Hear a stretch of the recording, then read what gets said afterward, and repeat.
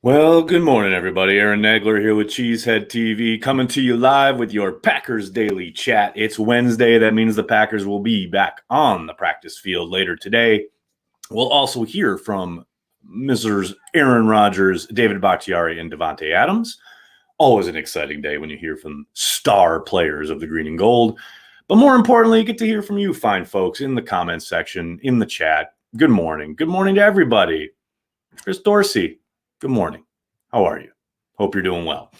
Yeah, it's good to get back in the swing of things. Way too long without Packers football. Now we get to ramp up and get ready for the Packers to take on the Tampa Bay Buccaneers, who are no joke and ready to face off against Aaron Rodgers and company.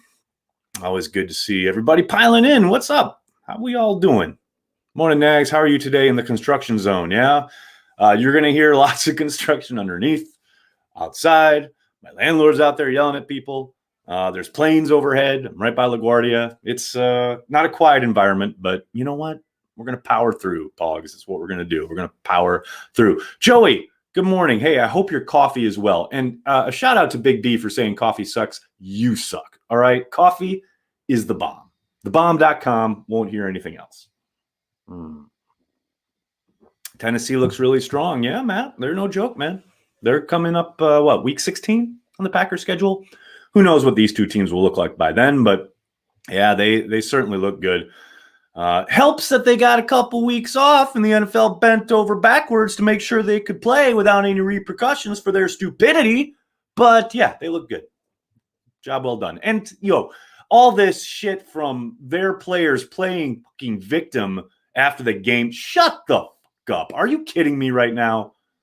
Just stop. You guys put yourself in that situation. No one else. So give me a sizable break with the, we fought through adversity. Yeah, adversity that you created. Give me a break. Sorry, a little bee in my bonnet about that one. All right, let's get back to the pack. Arthur, Nags have an interview this week, hoping for some good luck and huge Packers win. That's what I'm talking about, buddy. You're gonna kick some ass in that interview. I can feel it. I feel a Packers victory after your interview. You're gonna get a new gig, and the Packers are gonna be 5-0. That's what I'm talking about. Hi, Nags from Manchester, UK. John, what's up from New York City? How you doing, buddy? Thanks for joining us. Itma. What a handle. How aggressive do you expect Todd Bowles' play calling to be? Will he dare to blitz Aaron Rodgers? You saw Devin White quote yesterday asking to be sent after Aaron as part of an aggressive game plan against Rodgers and the Packers. And look, I asked Matt about that kind of thing on Monday. The loss of Vita Vea, Todd Bowles has been a guy throughout his career who has always sent tons of pressure. I suspect he will. I suspect, looking at how somewhat successful the Saints were at times during that Sunday night game at giving looks, moving out of them, and then sending stuff that caught maybe the Packers a little bit by surprise, whether sending it or even dropping out. I do think there are some things there that they will probably seize on. And like I said, that's been Bowles' profile. Although, as Matt pointed out, you can't always go by the profile. Sometimes guys surprise you. You get to game day. Sometimes it happens in the flow of the game where they switch their tendency / game plan. But I suspect they're going to get aggressive, especially without Vita Vea. It's going to be a bit tougher for them to get home with just 4 guys. And because of that, I think they'll start sending the hounds. But, obviously, you got to think the Packers will have some kind of game plan ready for that. Whether that's bunch formations with rub routes, whether that's spreading it out and playing dink and dunk and getting the ball out of Aaron's hands quickly. We'll see how they approach it. Dustin, thanks for the super chat. Love Ryan Clark's story about Rodgers from Super Bowl 41. That was outstanding. And I know he's told it before, but I haven't heard him go into such elongated detail. And Aaron's response on the Pat McAfee show was pretty awesome as well. Both of those are on Pat McAfee's YouTube channel if you haven't seen them yet. But they were great. Q King, thanks for the super chat. A-Rod should be front runner for MVP. Thoughts? I mean, is there any question? Any question at all? I mean, I know there is, swirlings around Josh Allen. I think he can put those to bed after last night, at least for a little while. I know the big kind of horse race has been between Russell Wilson and Aaron Rodgers, but Russell Wilson's completely boneheaded interception on Sunday night maybe allays that for a little while. I mean, let's see how Aaron looks off coming after the bye, but so far, I don't think there's a contest. I think it's Aaron Rodgers in a walk. Big Cheese, thanks for the super chat. With EQ and Kamal returning to practice, how long before we see them on the field again? That's a very good question. As I said, I believe yesterday or even Monday, just because they're on the practice field doesn't mean their return is imminent. The Packers have a 21-day window to activate either one of them or both of them. And considering when they might do it this week, I would suspect they would take as long as necessary. They have up until Saturday to do so. If something were to happen, I think you would see something on Saturday. I'll be surprised if either one of them are suited up on Sunday against the Buccaneers. I mean, crazier things have happened, but I suspect they'll at least give them this week of practice and then into next week before putting them on the roster. But we'll see. We'll see. Obviously, we're not privy on the outside to any medical information, how they look during practice, etc. So it's a bit early. Feel it's a bit early, but you never know. Tulio, thanks for the super chat. Just want to say I appreciate a lot the job that you guys do. Sending all of you much love from Brazil. Thank you so much. Thank you. Man, Brazil represents. You talk about Packers fans worldwide, which is what we want to always be dedicated to. A big part of that is Brazil. And when we first started, Corey and I, back in 2007, Brazil was an area that kind of found us, almost instantly. When Packer Transplants first started, we got emails and tweets from Brazil, but when Twitter started in 2008, almost immediately. And that was what really kind of opened our eyes, because when we first started, it was very much about, okay, we're going to reach out to service people around the world, because we knew as people who were separated from the homeland, Wisconsin, we felt this need to connect with the team. And we were pretty sure that there were people around the world who would feel the same. We never even considered maybe there's pockets of really huge Packers fandom in these places we hadn't considered. Brazil was definitely one of them. And you guys have represented hardcore from the jump. So thank you for the support. Thank you for tuning in. We love you guys. Andrew Ware, thanks for the super chat, super sticker. Love it, buddy. The nightmare cometh. The nightman cometh. Nightman. The nightman cometh. Thanks for the super chat. Do you think there's something to the idea of peaking too early? Rodgers has talked about this a lot in years past. I think there's an idea to the idea that you don't want to be playing your best football the first month of the season. But peaking, I mean, who's to say what a peak is? I think every football season is filled with hills and valleys. You're going to have highs and lows. You do want to be playing your best ball, so to speak, towards, down the stretch. And it is kind of a reset now after the bye week, and you have to keep building towards hopefully a Super Bowl championship. But you just have to be consistent. I do think that Matt LaFleur's approach, his mantra of having to go 1-0 every week, really serves his team well. If there's anyone in the Packers organization who has hammered home the idea of this game being able to humble you quick, it's Matt LaFleur. So, I don't think there's so much in the idea of peaking too early. You just want to stay consistent more than anything. I didn't know Josh Norman could fly, Jim. That was awesome. What a play last night. That was pretty phenomenal. Oh, dude, if you've never done Rio, you have to. Oh, I would love to. I'd love to get down there. Phil, hello from Atlanta. What's up? Hi from New York City. Mm-hmm. Do we get Adams back for Tampa? Eduardo, I think so. Never know. The medical team could sit him down again, but he practiced in full the week leading up to the Atlanta game. Clearly expressed his frustrations there with the tweet prior that morning. We get to hear from him today for the first time since the week before the Atlanta game. Will be interesting to hear what he has to say about that tweet. But yes, I suspect he'll be out there Sunday against the Buccaneers. With the return of Kenny Clark and Bane Gary, is this the week that the defense shows up for a full 4 quarters? Yes. Although this is no joke of an offense, Tom Brady and company will move the football. They're too good to be completely shut down. I do think the Packers defense will look better than it has all season long, but that doesn't mean Tom and company won't score points. Michael, thanks for the super chat. Packers can beat any team. Sure, they can lose too. I just don't see a team where you say to yourself, I don't see how they can win this one. Oh, Michael, 100% agree.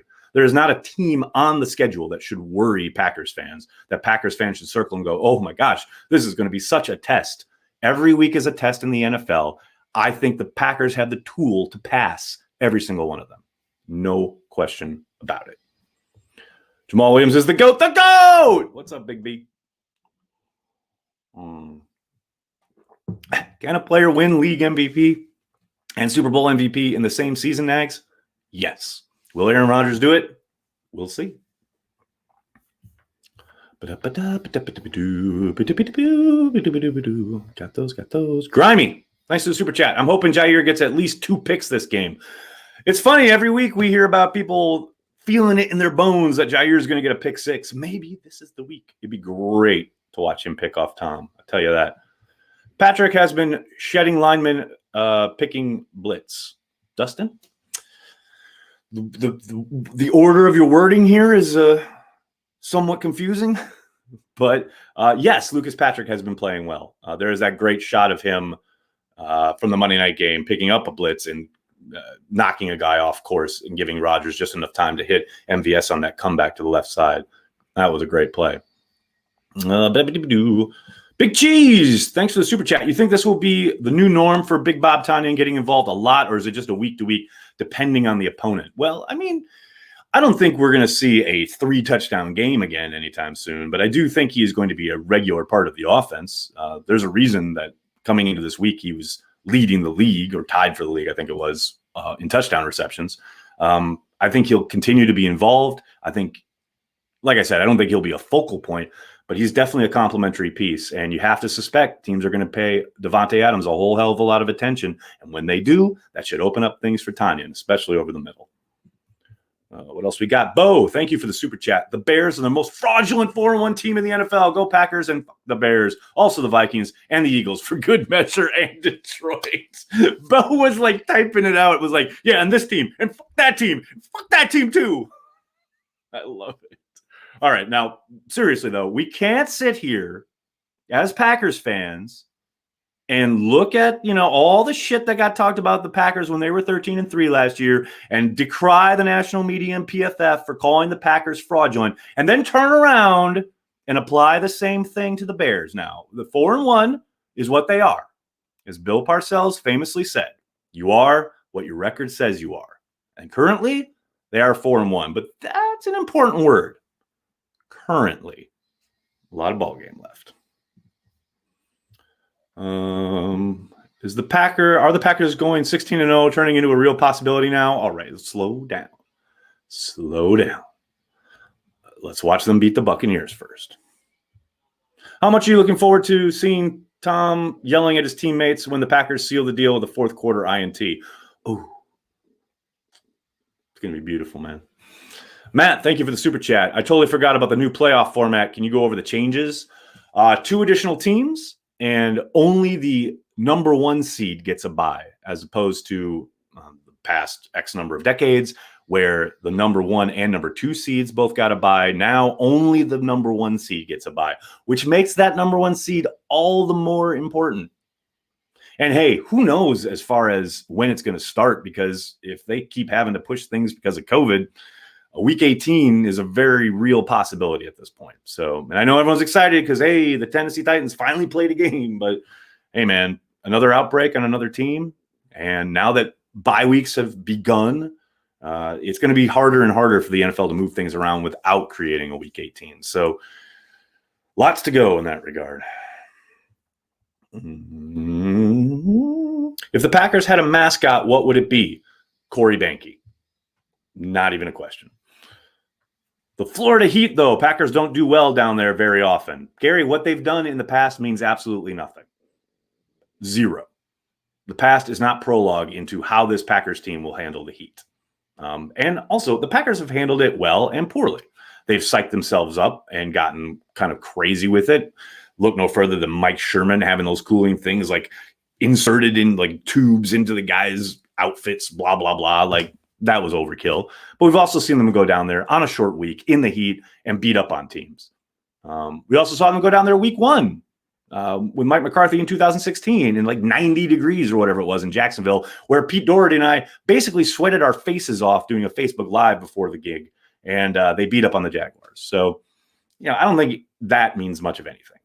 Todd, thank you for the super chat. Thanks for the LaFleur interview on Packer transplants. You're welcome. I love the watch parties. I can't watch games with my dad during COVID. I feel like I'm watching with friends. So much fun. Thanks. Todd, thank you so much for saying that, because that is exactly why Corey and I set out to do this year, because we knew, A, there were no fans in the stands, obviously. B, other than Wisconsin, where apparently everyone can go into a bar and pack it as much as they want. Don't get me started. But for the most part around the country, people aren't going to be able to pack into sports bars, gather as they would during normal times. So we thought it'd be a fun idea to have watch parties for every single game. Usually we only do it for the away games, but this year we wanted to do it for every game, pre and post game, etc., just for a place where everyone can hang out. And hey, if you haven't stopped by yet, please do so. All we do is just hang out, drink beer, and watch football. And basically Corey and I yell at each other or the TV. It's a lot of fun. People from all over the world tune in. It's a really good time. And we're your second screen. We're not there to take the place of this week, I guess, Joe Buck and Troy Aikman. That's not our job. We're not there to do play-by-play, although occasionally that happens. But yeah, it's just a fun place for Packers fans to hang out. The chat is always very lively, as you might imagine. But Todd, thank you for saying that. Totally hear what you're saying as far as not getting to watch with your dad, not being able to watch with friends. I was just talking to my dad the other day, saying how much it sucks that I can't get back to Wisconsin. Normal times, I'm home for every home game. I see my parents basically 8 weeks out of the year during football season. I love it. It was one of the best parts of this gig, and now I can't, and it sucks. So that was our whole kind of thinking behind it. I'm glad you're enjoying it. Thank you for the support, and thanks for the super chat. What else we got? Jesse, thanks for the super chat. Fuck those new playoff rules. Let's just get 32 teams in. I mean, they're getting close, right? They're getting close. Dustin, thank you for the super chat. Remember the time Rodgers fake spiked and threw a TD? I think it was against the Dolphins. That was awesome. Yes, it was against the Dolphins to Andrew Corliss, I believe.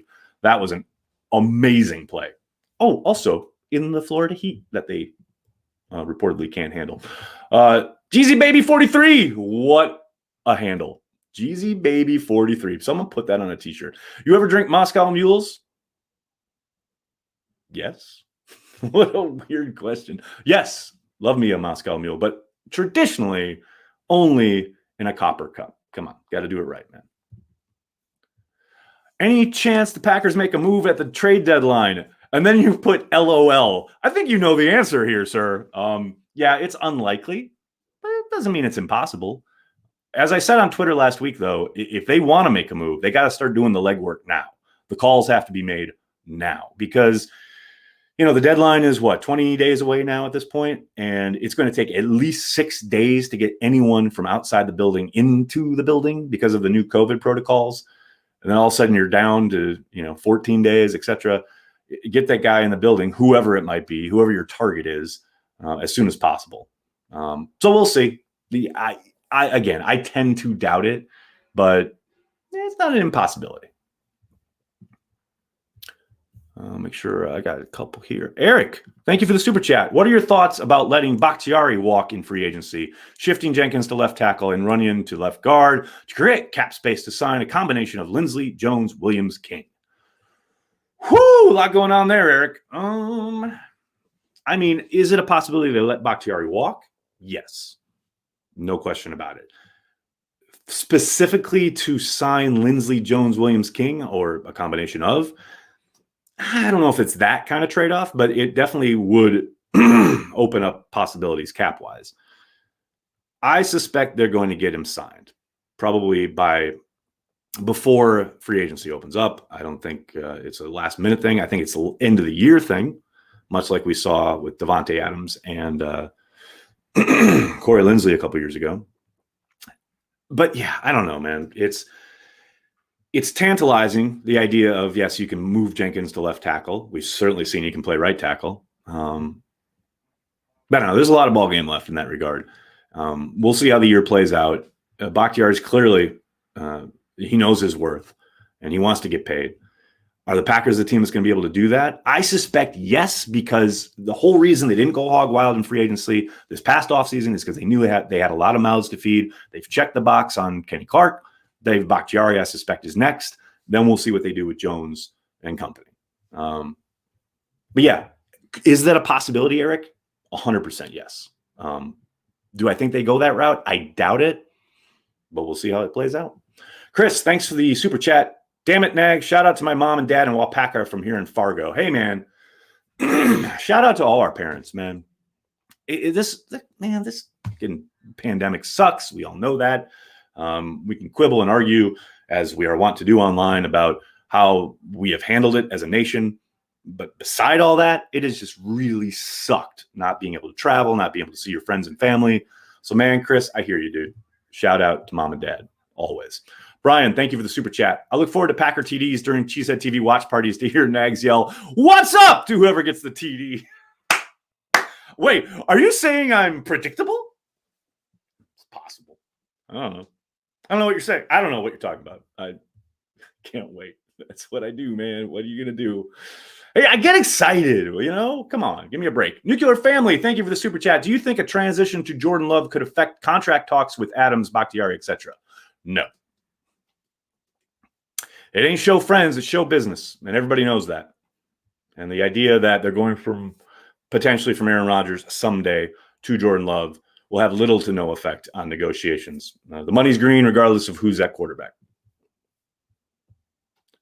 Can we start a super chat fund where everything goes to signing Bakhtiari, even though that's against NFL rules? Joey, we are all about breaking the rules here at Cheesehead TV, so I'm all for it. Is EQ screwed for getting the same buzzwords that Janice got? Ooh, fault 34 with the controversial take. I like it. I mean, I don't like it, but I like where your head's at as far as connecting the dots about the, I believe you're talking about being a hands catcher versus being a body catcher. I suspect you heard one Mr. Aaron Rodgers on the Pat McAfee show yesterday talking about how guys who body catch make passes look off target when they really aren't, and how he prefers guys who catch the ball with their hands away from their body. Very interesting. Is he getting? But I doubt that's entering into Rodgers' head as he's possibly considering throwing to EQ. You saw EQ's rookie year; he was productive down the stretch. If he ever gets back out on the field, I think he'll continue to be so. But that is an interesting connection. I will say, when Rodgers was talking about that, the body catching stuff, I instantly thought of Jeff Janis. That was the first thing I thought. And Jeff Janis's comments a couple years ago was on some podcast talking about Aaron Rodgers and the trust issue and how he never earned it, blah, blah, blah. And then you hear Rodgers yesterday on McAfee, and it's like, oh yeah, yep, body catching, blah, blah, blah. Yeah, okay, gotcha, 12. Did we get an official no from you on Le'Veon getting released yet? Brady, you got a no from me yesterday, I think morning, early afternoon, when there was talk about him trading. You got me linking back to last year when I talked about Brian Gutekunst calling Joe Douglas about it and laughing his ass off. And then you got another no from me last night when he was officially released. That's 3 no's in the course of a year. Le'Veon Bell is not coming to Green Bay. Enough. Stop. My goodness. They have a stable of running backs who are all better than Le'Veon Bell. Give me a break. Sorry, I get a little emotional. I get a little, I get a little worked up sometimes. Oh, McGinn and Vic Ketchman on transplant soon. Hey, man, Mike, that would be a broadcast for the ages. I got to get going. But hey, speaking of which, Packer transplants tonight, 5 p.m. Eastern. For episode 200, we had the head coach of the Green Bay Packers, Matt LaFleur. Tonight, it's just Corey and I. So it'll be a little different. It'll still be a lot of fun. Corey and I always chopping it up, talking about the Packers taking on the Buccaneers this week in the Packer blogosphere. It's always a good time. If you'd like to support what we do, please consider giving us $5 a month on our Patreon account, patreon.com/cheeseheadtv. It goes to supporting everything we do, but specifically Packer transplants and those 5+ hours of live streaming during game days that I was talking about earlier. But hey, if you can't jump on Patreon, I totally get it. These are tough times for a lot of people. So not everybody has $5 a month to just throw around willy-nilly for some Packer bloggers. So just do me a huge, monster, mega favor. Hit like on this video. Subscribe to the YouTube channel. Tell your friends. Tell your family. Cheesehead TV. We are devoted to Green Bay Packers fans worldwide. Thanks a lot, everybody. See you tonight on Transplants. Go Pack Go.